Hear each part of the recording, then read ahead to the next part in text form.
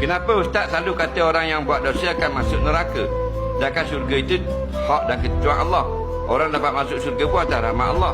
Bolehkah Ustaz jelaskan? Ustaz-ustaz ni, dia kalau buat gini masuk neraka, buat gini masuk neraka, bukan dia yang kata. Nabi yang suruh kata.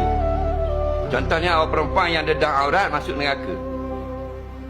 Ada orang marah, dia tanya, apa Ustaz kata masuk neraka? Ustaz tak tahu lagi masuk neraka ke tak? Lah, dah tu Ustaz tu bukan kerja welding. Kerja Ustaz ni bukan welding exhaust, bukan pasang mozaik. Dia menyampaikan hukum.